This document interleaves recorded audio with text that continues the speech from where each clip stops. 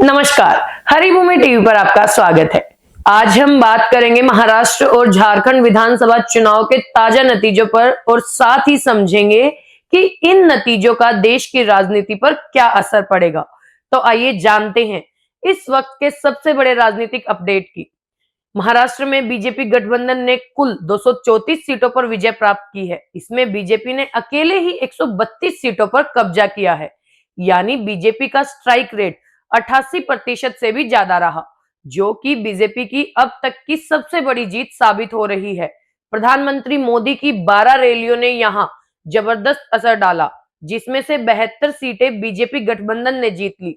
खास बात तो ये है कि इनमें से 9 नई सीटें बीजेपी के खाते में आई। वहीं दूसरी तरफ झारखंड में बीजेपी को बड़ा धक्का लगा है। यहां पर झामुमो कांग्रेस गठबंधन ने 56 सीटों पर एक तरफा जीत दर्ज की है।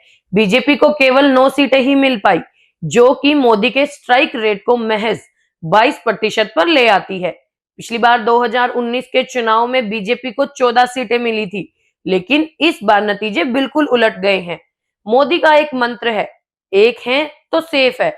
उसका असर नतीजों के बाद पीएम मोदी ने 49 मिनट का भाषण दिया, जिसमें उन्होंने 5 बार बोला, एक है तो सेफ है। यह नारा पहले से ही चर्चा में था और चुनाव के दौरान भी खूब गूंज रहा था। इसे जातिगत जनगणना के विरोध में बीजेपी का एक मास्टर स्ट्रोक माना जा रहा है। क्या इस नारे से बीजेपी की पकड़ मजबूती से बनी रहेगी, या ये नारे अगले चुनाव में बड़ा असर डालेंगे? यह सवाल अभी भी अनुत्तरित है। तो इन नतीजों का असर पूरे देश की राजनीति पर क्या पड़ेगा? क्या ब्रांड मोदी और बटेंगे तो कटेंगे जैसे नारों का असर अब भी बना रहेगा? ये सवाल हमारे आने वाले चुनाव में बड़ा रोल निभाएंगे।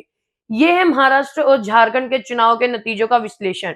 अगर आपको ये वीडियो पसंद आया तो उसे लाइक करें, शेयर करें, सब्सक्राइब करना बिल्कुल ना भूलें।